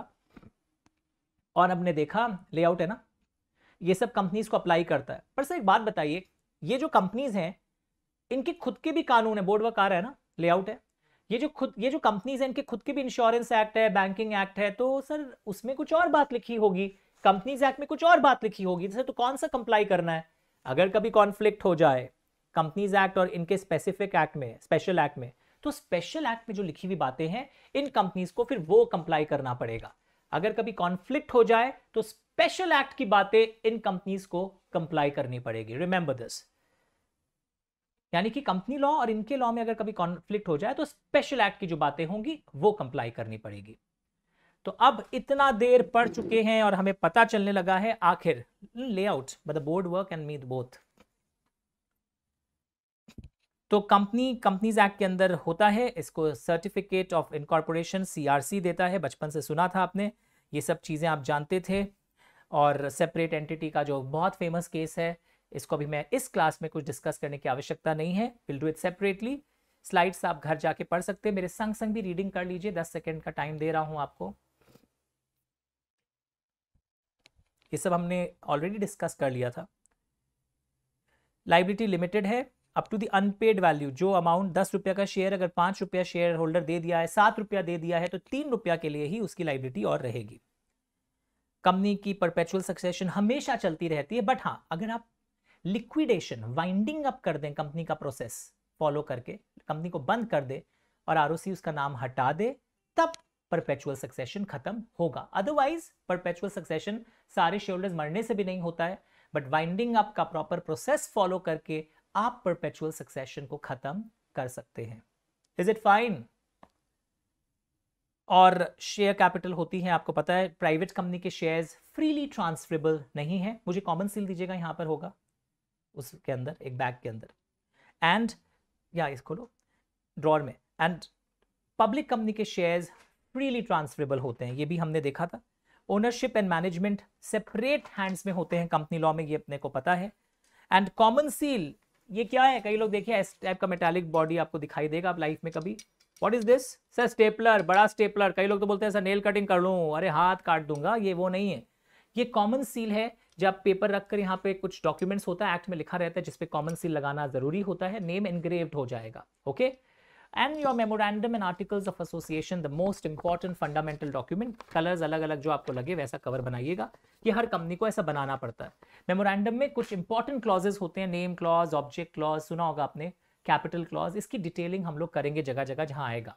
ओके, बहुत सारे क्लॉजेस है, 7 क्लॉजेस होते हैं, 6 होते हैं नॉर्मली। अगर आप ओपीसी हैं तो एक नॉमिनी क्लॉज भी रहता है, सक्सेशन क्लॉज, कि कल को आपको कुछ हो जाए तो कौन बनेगा। आर्टिकल्स ऑफ एसोसिएशन, ये वर्ड भी सिलेबस में बार बार आएगा फाइनल लेवल तक, कि आर्टिकल्स ऑफ एसोसिएशन क्या होता है? Rules and regulations for internal management. तो आज हम लोग ब्रॉडली डिस्कस कर रहे हैं, इसकी डिटेलिंग हम लोग जगह जगह अलग अलग चैप्टर में जैसे जैसे आगे आएगा हम लोग देखेंगे। और ये भी सबको क्लियर है, बॉडी कॉर्पोरेट में तो सब आता है, एलएलपी भी आता है। Is a firm a body corporate? No, firm is not body corporate. तो ये चीजें आपको क्लियर होने लगी। फुल पेज कर देगा, बच्चे नजर डाल लेंगे, फिर हम लोग आगे जाएंगे। एक बार फुल पेज, हाँ जस्ट रीड कर लीजिए एक बार ब्रॉडली इन चीजों को, फिर हम आगे चलते हैं। Is it fine everyone? Check कर लो अच्छे से। तो फीचर्स ऑफ कंपनी भी सबको पता चल गया, फीचर्स ऑफ कंपनी एकदम क्लियर है। It's a body corporate, separate entity, perpetual succession, वो खत्म हो सकता है, वो तरीका अलग है। It may have a common seal, common seal होना कंपल्सरी नहीं है, ऑप्शनल है, पर जिन कंपनी के पास कॉमन सील है उनके लिए कंपल्सरी हो जाता है कुछ कुछ डॉक्यूमेंट्स में लगाना। याद रखना, लेआउट वंस, इस पे कई लोगों का कॉन्सेप्ट हिला हुआ है, कॉमन सील तो लगाना ही ऑप्शनल है तो भी नहीं लगाएंगे, सर के नोट्स में लिखा हुआ है। Majority people don't understand that common seal होने के बाद अगर आपके पास ऑप्शनल है और आपने लिखा है we have a common seal, तब फिर लगाना कुछ कुछ जगह कंपल्सरी हो जाएगा, देखेंगे हम लोग चैप्टर्स पढ़ते वक्त। बॉडी कॉर्पोरेट्स के और भी एग्जांपल दिए गए, हमारा सीए इंस्टीट्यूट भी एक बॉडी कॉर्पोरेट है जो सीए इंस्टीट्यूट ICAI एक्ट के अंदर बना है, CMA इंस्टीट्यूट भी, RBI, SBI, LIC, all these our body corporates. Examples हमने भर भर के यहां पर लिख दिया है। पक्का एवरीवन? NCLT आने के पहले एक बॉडी था CLB, वो बॉडी डिसॉल्व हो गया और इस तारीख से तो NCLT फिर फंक्शनिंग शुरू किया था। Is it fine everyone? तो सिलेबस में कई बार मैं MCA, ROC, NCLT ऐसा बोलूंगा तो आपको समझ जाना है कि हम लोग कहाँ हैं। और for company and body corporate में बड़ा शब्द क्या है? अब तुम तो अल्फाबेट काउंट करके बता दो कि बॉडी कॉर्पोरेट, अल्टप्पा में राइट भी हो गया। Body corporate includes company, it includes Indian company, foreign company, LLP, कोई भी प्रकार का बॉडी कॉर्पोरेट होगा तो कवर्ड है। बट ऑफकोर्स कोऑपरेटिव सोसाइटी, हमारे कंपनी लॉ में लिखा हुआ है कोऑपरेटिव सोसाइटी बॉडी कॉर्पोरेट नहीं माना जाएगा, हमारे कंपनी लॉ में एक चीज क्लियरली लिखा हुआ है। अब कंपनीज कई प्रकार की होती हैं, ये हम लोग आने वाले क्लासेस में पढ़ेंगे। और ये जो है टाइप्स ऑफ कंपनीज, ये हमने क्यों पढ़ाया जाता था? बिकॉज उसके अनुसार प्रोविजंस अलग हो जाते हैं। जैसे प्राइवेट कंपनी को बहुत सारी चीजें MCA का नोटिफिकेशन आया अप्लाई नहीं करता है। सेक्शन 8 कंपनीज आप पढ़ोगे एक दिन, उनको भी बहुत सारी चीजें अप्लाई नहीं करती है। स्मॉल कंपनी, गवर्नमेंट को भी MCA का नोटिफिकेशन आया हुआ है, उनको भी कुछ कुछ चीजें अप्लाई नहीं करती है। इसलिए हम लोग को क्वेश्चन पेपर में टाइप्स ऑफ कंपनीज बहुत अच्छे से देख लेना पड़ता है। So what is this listed and unlisted company? जो स्टॉक एक्सचेंज पर ट्रेडिंग परमिशन जिनको मिला हुआ रहता है वो लिस्टेड कंपनी है। लाइक रिलायंस इंडस्ट्रीज लिमिटेड एक लिस्टेड कंपनी है, ओके, ITC एक लिस्टेड कंपनी है। तो अनलिस्टेड जो स्टॉक एक्सचेंज पर ट्रेडिंग नहीं करके रखती है वो अनलिस्टेड कंपनी है, ओके। और जो लिस्टेड है वो स्टॉक एक्सचेंज पर अपना नाम ला चुकी हैं। अब एक चीज मेरे को ये बताइए यहां पर कि पब्लिक कंपनीज लिस्टेड होती हैं या अनलिस्टेड? एनीवन? कि जो पब्लिक कंपनीज हैं आर दे लिस्टेड और अनलिस्टेड? चैट बॉक्स में मुझे बताइए, क्या पब्लिक कंपनीज लिस्टेड हैं या अनलिस्टेड होती हैं? I am waiting for your answer. हम लोग इंटरेक्टिव सेशंस कर रहे हैं और पेन ड्राइव में भी आप सोचिएगा कि आपको भी आंसर देना, वहां मुंह खोलिएगा अपने खाली रूम पर और सोचिएगा क्या पब्लिक कंपनीज लिस्टेड है या अनलिस्टेड है। Please participation required. Public companies listed है या अनलिस्टेड है? सोचो प्लीज, क्या लिखते हैं? Let will wait. बच्चे क्या लिख के दिखाते हैं? आप पढ़ के बताइएगा मुझे आंसर। कोई लिखा ही नहीं अभी तक। पब्लिक कंपनी लिस्टेड है या अनलिस्टेड है? आ जाओ, मैं ही दे देता हूं answer. Look at the screen, look here. दोनों हो सकता है। पब्लिक कंपनी लिस्टेड भी होते हैं, अनलिस्टेड भी होते हैं। और ये दो बेस्ट एग्जांपल्स हैं। जो भुजिया आप खाते होंगे, जिस गाड़ी में आपने बैठा होगा, दोनों पब्लिक कंपनीज है पर ये अनलिस्टेड है। तो ऐसे बहुत सारे पब्लिक कंपनीज है जो अनलिस्टेड है। रीजन क्या है? क्योंकि लिस्टिंग जब करवाते हैं ना स्टॉक एक्सचेंज पर, बहुत सारे फॉर्मेलिटीज होते हैं जब आप लिस्ट करवाते हैं, तो वो इतने सारे फॉर्मेलिटीज का बोझा नहीं लेना चाहती है पब्लिक कंपनीज। तो पब्लिक कंपनीज सोचती है अभी मेरा उतना कामकाज तो है नहीं, सपोज कोई पब्लिक कंपनी अगर सोचे और इतना सारा फॉर्मेलिटीज है तो अभी अनलिस्टेड रहते हैं, बाद में अगर लगेगा मुझे पब्लिक से पैसा उठाना है तो मैं लिस्टिंग के लिए अप्लाई कर दूंगा। तो public companies may be listed and unlisted. अच्छा, और एक चीज बताओ, प्राइवेट कंपनीज यूजुअली अनलिस्टेड होती है, पर कुछ कंपनीज अपने डिबेंचर्स को स्टॉक एक्सचेंज पर ट्रेड करवा लेती है, लिस्ट करवा लेती है, ऐसा देखा गया है। But private companies are usually unlisted, पर पब्लिक दोनों हो सकता है। अच्छा, एक question, which companies are more in India, private और पब्लिक? चलो चैट बॉक्स में लिखो, which companies are more in India? India में कौन सी कंपनीज ज्यादा हैं? प्राइवेट कंपनीज ज्यादा हैं या पब्लिक कंपनीज ज्यादा हैं भारत में? चलो बोली लगाओ, which companies are more in India, private company और public company? Which companies are more in India? कौन सी कंपनीज भारत में ज्यादा हैं? प्राइवेट कंपनीज ज्यादा हैं भारत में या पब्लिक कंपनीज ज्यादा हैं? मैं वेट करूंगा। टेल मी, बताइए मुझे, कौन सी कंपनीज भारत में ज्यादा है, प्राइवेट या पब्लिक? यस, जल्दी जल्दी, मैं बाहर आ रहा हूं, जल्दी बताओ मुझे, जल्दी बताओ, एसएमएस करो। चैट बॉक्स क्या लिखा है, प्राइवेट या public? Very good. Who is this? कौन लिखा है देखें तो? Mohit Mehta, very good. Private companies की मात्रा ज्यादा इंडिया में, ऐसे भी फैमिली ओन्ड कंपनीज बहुत सारी हैं, प्राइवेट कंपनीज की मात्रा ज्यादा है इंडिया में अभी भी। ओके, ये सब इंटरेस्टिंग लगता है, आपको भी जानने को मिलता है, ताकि आप भी जब कॉर्पोरेट वर्ल्ड में होते हैं तो आपको सबका पूरा ढांचा वाचा सब कुछ पता हो। Is it okay? Very good. अब देखो, अब दो इंपॉर्टेंट चीज मैं डिस्कस करना चाहूंगा, एकदम ध्यान से सुनना आप लोग सभी कोई। वन इज, अच्छा, मेमोरेंडम के क्लॉजेस के नाम यहाँ पे भी दिया हुआ था, rules and regulations for internal management. और फिर पता आप देखोगे आने वाले क्लासेस में ऐसे फॉर्मेट होता है, table A to table E. Schedule 1 है हमारे कंपनीज एक्ट में, आज हम लोग कई शेड्यूल का नाम सुने थे ना, और ये टेबल एफ से टेबल जे है, शायद चेक कर लूंगा, शेड्यूल 1 का ही। तो ये ना table A of schedule 1 to companies act, इस कंपनी का उसमें फॉर्मेट दिया हुआ है कि कंपनी के मेमोरेंडम का फॉर्मेट कैसे होगा, या आर्टिकल्स का फॉर्मेट, अलग अलग प्रकार के जो कंपनीज का आपने चार्ट देखा था, once we know about it, तो हर कंपनी का अलग अलग फॉर्मेट दिया हुआ है। यूजुअली जो कंपनी लिमिटेड बाय शेयर्स होती है, जहां पर शेयर होल्डर की लाइबिलिटी सिर्फ अनपेड वैल्यू तक है, उनका जो मॉडल फॉर्मेट है आर्टिकल्स ऑफ एसोसिएशन का, that is table F of schedule 1 to companies act. ये आपको फाइनल लेवल तक ये टेबल एफ कई बार आपका पीछा नहीं छोड़ेगा। Okay, now the last topic for today, interesting discussion, क्योंकि आपको पता है कंपनी लॉ में डेमोक्रेसी है, बोर्ड ऑफ डायरेक्टर्स डिसीजन लेते हैं शेयर होल्डर्स के बिहाफ में। तो ये दो शब्द आप सब देखेंगे अभी का भी। वन इज जनरल मीटिंग, शब्द क्या मिला? General meeting. तो मीटिंग्स में है ना, पहले एक प्रपोजल आता है, पुट किया जाता है वोट करने के लिए, उसको बोलते हैं हम लोग मोशन। एंड जब वो डिसाइड हो जाता है, if decided, it becomes a resolution, it becomes a resolution.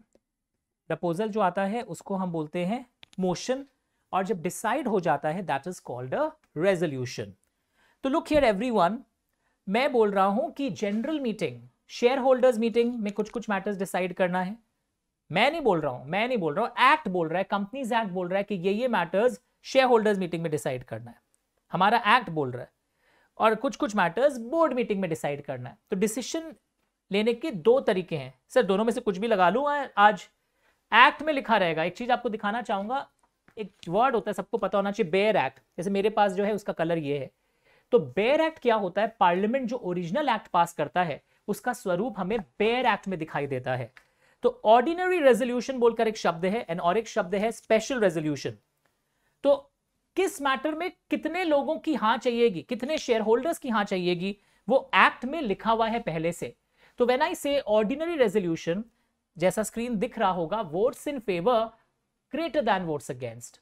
When I say special resolution, votes in favor are at least 3 times the votes against. वो पहले से लिखा हुआ है इस मैटर में ये, इस मैटर में वे। तो लॉजिकल ये बोलता है कोई इंपॉर्टेंट और क्रूशियल मैटर होता है तो लॉ मेकर्स ने वहां डिमांड किया है स्पेशल रेजोल्यूशन इन शेयर होल्डर्स मीटिंग, यानी ज्यादा से ज्यादा लोगों की हाँ हमें मिल जाए। तो ये सम देखो, 100 members present at the meeting. हो सकता है मेंबर्स तो बहुत सारे हों, 1000 हों, पर आए कितने? 100। 50 did not vote, कंफ्यूज थे क्या करूं कि ना करूं।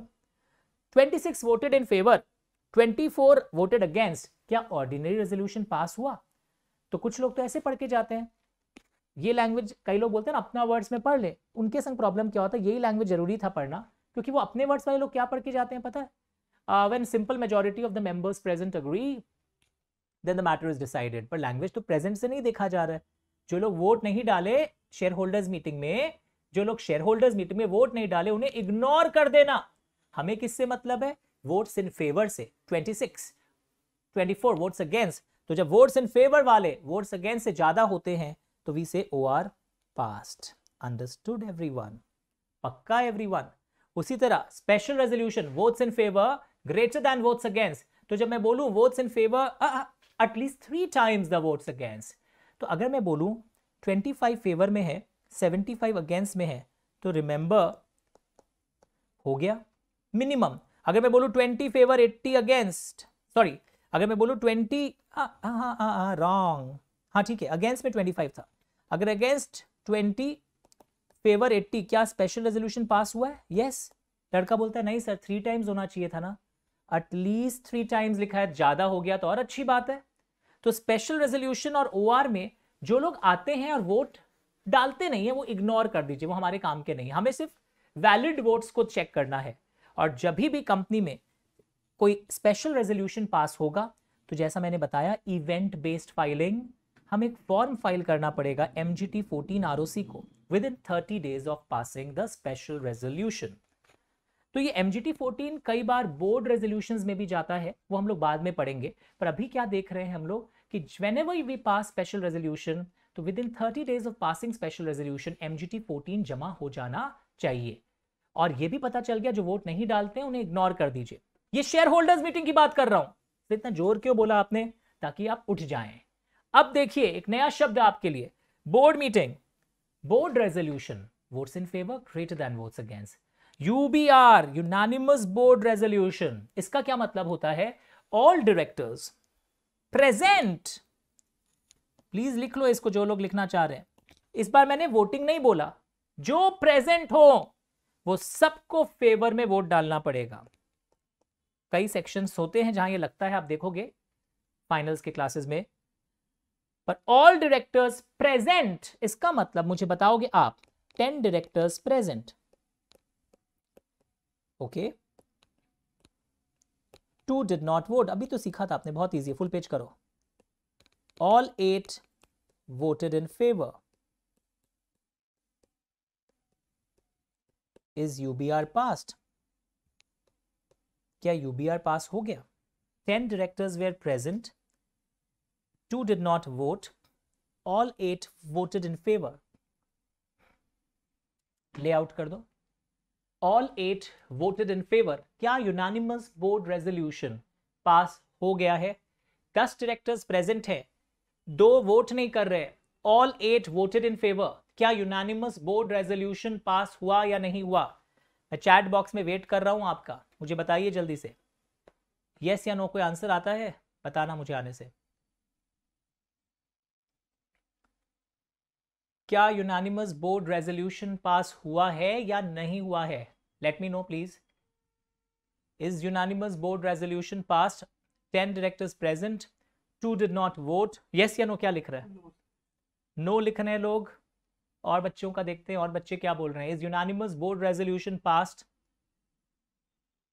अगर आप शेयर होल्डर्स मीटिंग का नॉलेज याद करोगे, प्लीज देखो, बहुत इंपॉर्टेंट ऑब्जर्वेशन था क्योंकि मैंने ही सिखाया था. जो वोट नहीं डालते उन्हें इग्नोर कर दीजिए, बट बोर्ड मीटिंग में यूबीआर में, अच्छा यूबीआर में याद रखना, यहां पे प्रेजेंट पे फोकस किया गया है, तो जो आएंगे उनको हाँ बोलना होगा. इधर पे भी नहीं फोकस किया गया. जब सिर्फ बोर्ड रेजोल्यूशन लिखा रहता है this right votes in favour greater than votes against, उस वाले में जो वोट नहीं डालते हैं उसमें वापस वही कॉन्सेप्ट है, जो नहीं वोट डाल रहे इग्नोर कर दो. बट यूबीआर के केस में all must vote in favour, all present must vote in favour. UBR के केस में बहुत स्ट्रिक्ट रिक्वायरमेंट है. अब फाइनल लेवल तक भी लोग एक कॉमन मिस्टेक करते हैं, ध्यान से सुनना, बहुत फंडामेंटल है. सीएमए सीए सब में, सीएस में, सभी कोर्सेज में लोग क्या लिख के आते हैं? Cross connection. ऑर्डिनरी रेजोल्यूशन तुम लोग देखो in general meeting, special resolution in general meeting, but students write sometimes ordinary resolution in board meeting. Wrong है, रॉन्ग, याद रखिएगा. ओआर इन बोर्ड मीटिंग नहीं है, special resolution in board meeting नहीं है. When I say board resolution it's at board meeting. वो लोग OR in board meeting कैसे लिख दोगे? OR in general meeting, special resolution in general meeting. तो ये वर्ड याद रखना. आंसर्स में प्रॉब्लम होता है लोगों का लिखने में. अब तुम लोग सीएमए में तो टाइप करना आप इजी हो गया ऑनलाइन एग्जाम में, फिर भी उसमें तो और प्रॉब्लम होगा. तो OR in general meeting, SR in general meeting phrase use करोगे. You can not make it cross connection, आप नहीं कर सकते. Is it fine? जैसे आप किसी को सुने हो, Shahrukh Bachchan, Amitabh Khan, Shahrukh Khan, Amitabh Bachchan, OR in GM, SR in GM. तो ये बेसिक चीजें आपको याद रखनी है, इसको मत भूलिएगा. तो फाइनली आज हमने देखा कंपनी के अंदर काम भी कैसे चलते हैं. इन एक्सटर्नल हमने स्ट्रक्चर पहले लॉ मेकर्स का देखा, इंप्लीमेंटेशन करने वाली एजेंसीज का देखा, जुडिशरी का देखा. इंटरनली भी आज हमें पता चल गया ownership is separated from management, पर कुछ डिसीजंस बोर्ड लेता है, कुछ दोनों लेते हैं, कुछ शेयर होल्डर्स लेते हैं. सब दिखा, डिसीजन लेने का तरीका हमने देखा. और तरीका क्या है कि कौन से मैटर में क्या लगेगा वो एक्ट में पहले से लिखा है, हम या आप डिसाइड नहीं करते. पक्का एवरीवन? और कंपनीज बन जाती हैं, सीआरसी कंपनी को बना देते हैं. ये सारी चीजें हमने देखी. Listed and unlisted company.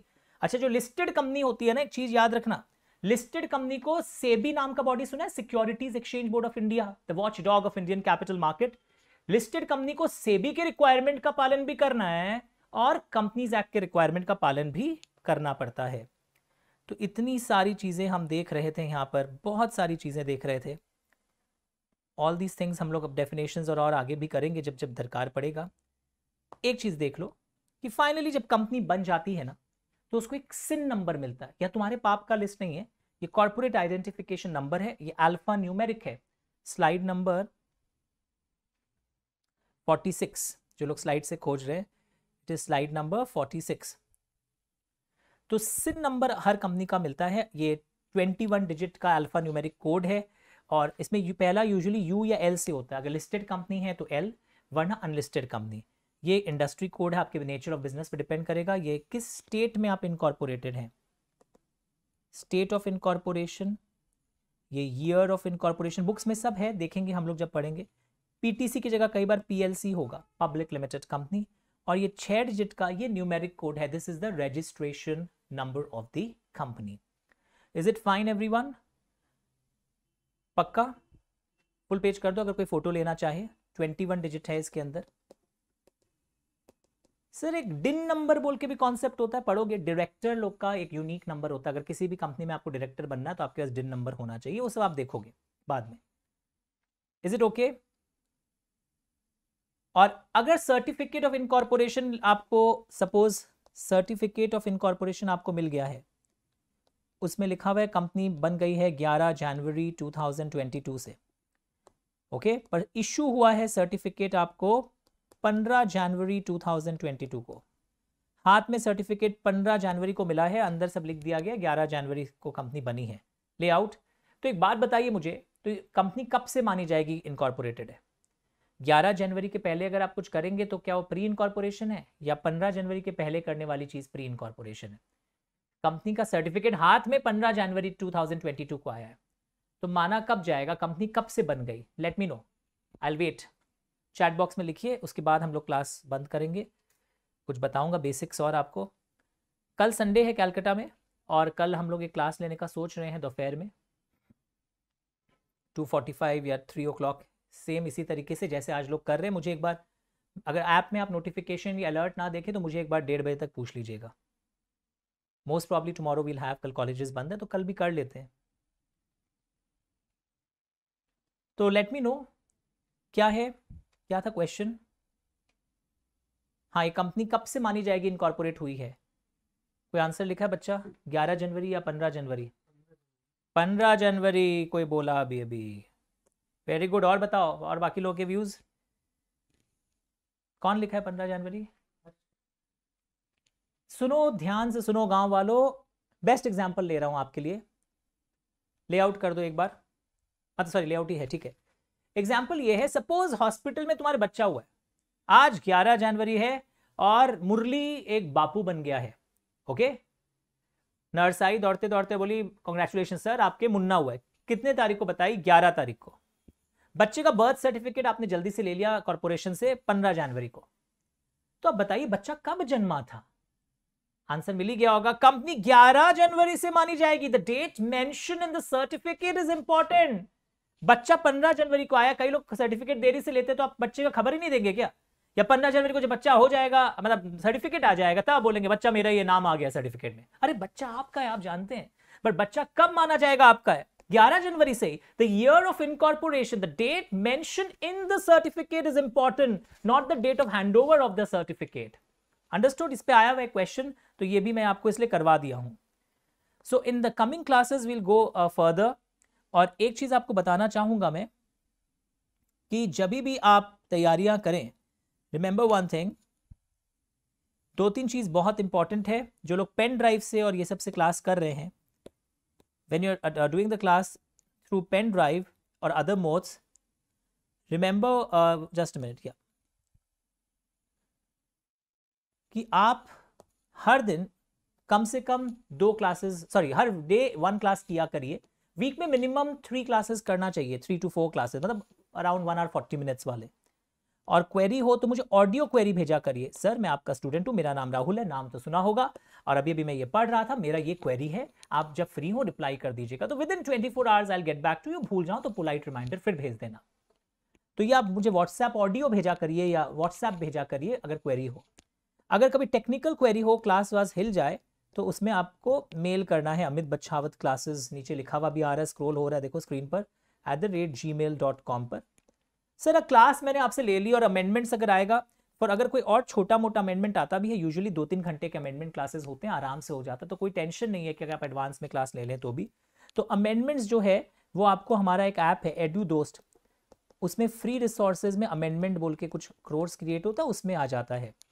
ये सब सिर्फ ध्यान रखने की चीजें हैं, अच्छे से नोट कर लो अगर आप ये क्लास कर रहे हैं। यूट्यूब चैनल सब्सक्राइब कर लीजिएगा, उसमें पीरियोडिक अपडेट्स अलग अलग कोर्सेज के आते रहते हैं, तो उस हिसाब से आप क्वेरी पूछ सकते हैं। पक्का एवरीवन? और सेंटर आपको पता है हमारा कहाँ है, राम मंदिर कैलकाटा में एक एरिया है एमजी मेट्रो के पास, 125 मुक्ताराम बाबू स्ट्रीट, 3rd फ्लोर पर आइएगा, या 4th फ्लोर पे 2 हमारे सेंटर्स हैं, 3rd and 4th फ्लोर वाला।